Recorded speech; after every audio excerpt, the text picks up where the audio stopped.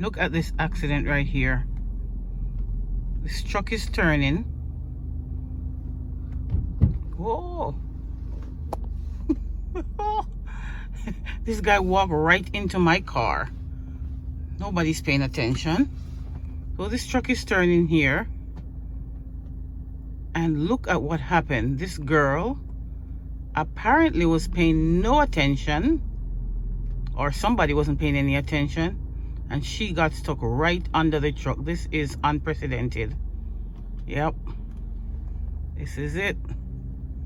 Well, I was just a little behind it, so believe it or not, she's taking pictures, but the vehicle is at fault. The van is at fault. Certainly not the truck.